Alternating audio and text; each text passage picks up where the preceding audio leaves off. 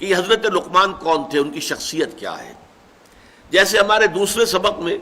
اس کا موضوع تو تھا نیکی کی حقیقت، پس منظر میں ایک واقعہ تھا، تحویل قبلہ کا واقعہ، جو شمال سے جنوب کی طرف رخ کرنے کا حکم ہو گیا، بیت المقدس کی بجائے بیت اللہ الحرام کی طرف، یہ واقعہ تھا۔ تو لیس البر ان تولوا وجوہکم قبل المشرق والمغرب، یہاں سے بات شروع ہوئی۔ کل نیکی یہی نہیں ہے کہ تم اپنے چہرے مشرق اور مغرب کی طرف پھیر دو۔ اسی طرح یہاں بھی پس منظر میں یہاں واقعہ نہیں، ایک شخصیت ہے۔ حضرت لقمان کی شخصیت کے بارے میں اگرچہ ایک اختلاف ہے، بعض مورخین کے نزدیک یہ عرب بائدہ سے ان کا تعلق ہے۔ یہ اصطلاح بھی نئی سمجھ لیجئے، عرب بائدہ کہتے ہیں ان اقوام کو کہ جو نسیم منسیہ ہو گئی، عرب کی پرانی اقوام۔ قوم عاد تھی بہت بڑی قوم جس کی طرف حضرت ہود بھیجے گئے تھے، وہ ختم ہو گئی عذاب الہی سے، اس کا وجود نہ رہا۔ قوم سمود تھی بہت بڑی قوم جس کی طرف حضرت صالح بھیجے گئے، وہ ختم ہو گئی، نام و نشان مٹ گیا۔ یہ کہلاتے ہیں عرب بائدہ، پرانے جو ختم ہو گئے۔ پھر یہ عرب عاربہ اور پھر عرب مستعربہ، یہ تین اصطلاحات ہیں، پھر کبھی کسی موقع پر ان کی وضاحت باقی کی کروں گا۔ عرب بائدہ کی میں نے اس لیے کر دی ہے کیونکہ ایک رائے یہ ہے کہ قوم جو عاد تھی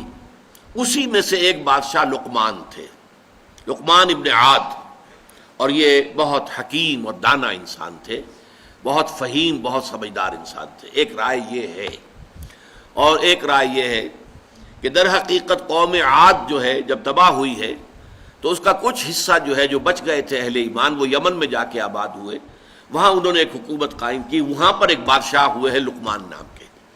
لیکن یہ زیادہ تر تاریخی حوالوں سے یہ بات کہی جاتی ہے۔ صحابہ کرام رضوان اللہ تعالی علیہ مجمعین کی جو رائے ہے، جن میں کہ میں آپ کو گنوا دیتا ہوں،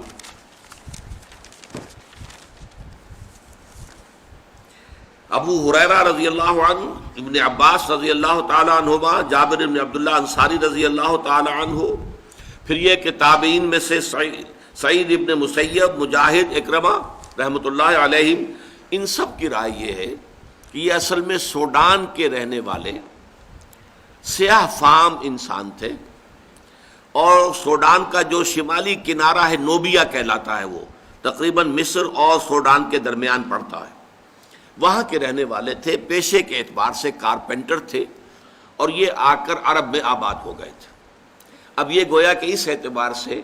یہ کوئی خاندانی اعتبار سے بھی کوئی وجاہت نہیں تھی، پیشے کے اعتبار سے بھی کوئی وجاہت نہیں تھی، کوئی دولت و ثروت بھی نہیں تھی، دنیاوی اعتبارات سے کوئی اس طرح کی معروف شخصیت نہیں، لیکن اللہ نے حکمت عطا کی تھی۔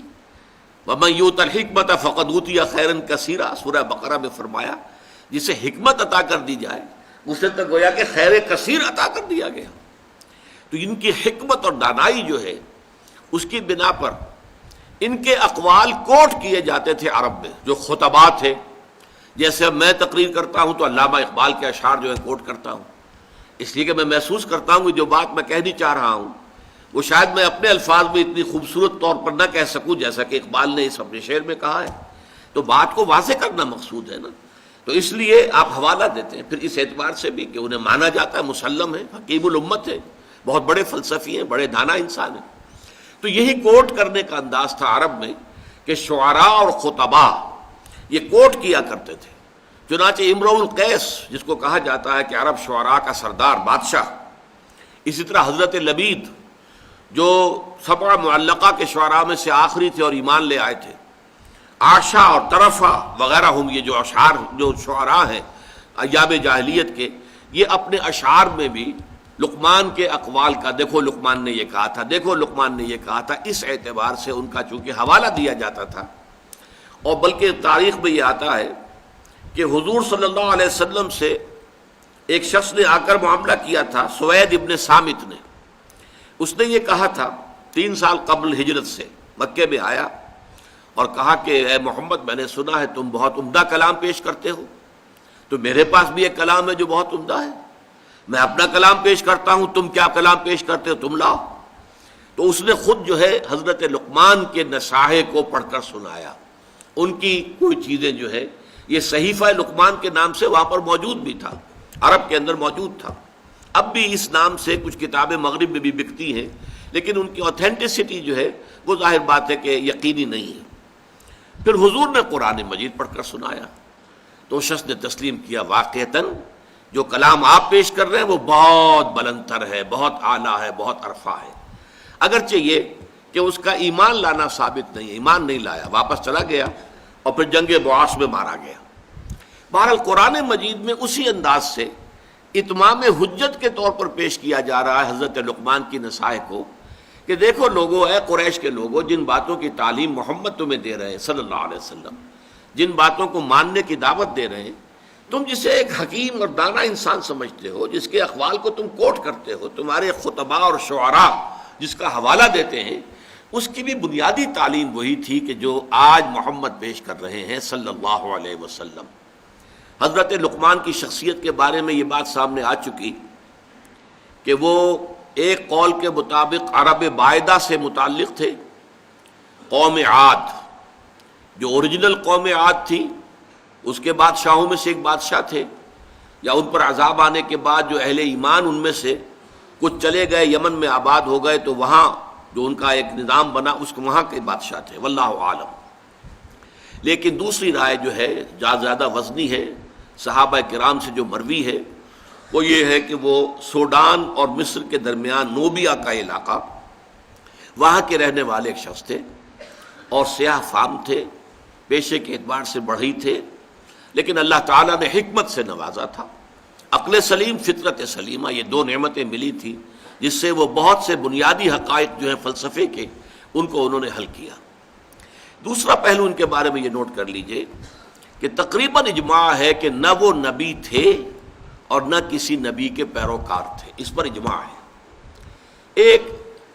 ایک شریف انسان، سلیم الفطرت انسان، نیک سرشت انسان، جس کو اللہ نے عقل سلیم بھی عطا فرمائی، نہ نبی تھے نہ کسی نبی کے پیروکار تھے۔ صرف حضرت اکرمہ کا ایک قول جو ہے یہ شاذ قول ہے جو ملتا ہے کہ شاید وہ نبی تھے، لیکن اجماع امت جو ہے اس پر ہے کہ وہ نبی نہیں تھے، نہ نبی تھے نہ کسی نبی کے پیروکار تھے۔ اور میرے نزدیک اس رکوع کے مضامین کے اندر داخلی طور پر بڑی ناقابل تردید شہادت موجود ہے کہ نہ وہ نبی تھے نہ نبی کے امتی تھے۔ اگر نبی ہوتے تو وہ بہت سی ایسی باتوں کا تذکرہ بھی اپنے بیٹے سے کرتے کہ جو صرف وحی کے ذریعے سے معلوم ہوتی ہیں۔ وہاں پھر جنت اور دوزخ کا ذکر بھی آتا، کہیں فرشتوں کا ذکر بھی آتا، کسی کتاب کا ذکر بھی آتا جو نبی کو دی گئی ہو، کسی صحیفے کا ذکر بھی آتا۔ ان تمام چیزوں سے یہ پورا رکوع خالی ہے۔ اور اسی طریقے سے اگر کسی نبی کے پیروکار ہوتے تو وہ اپنے بیٹے کو یہ نصیحت بھی کرتے،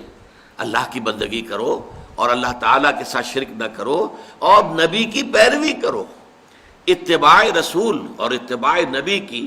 تلقین سے ان کی نصیحت خالی نہیں ہو سکتی تھی اگر وہ خود کسی نبی کے پیروکار ہوتے، امتی ہوتے۔ تو مجھے تو اس پر یقین ہے کہ وہ نہ نبی تھے نہ کسی نبی کے امتی تھے، بلکہ ایک سلیم الفطرت اور سلیم العقل انسان تھے۔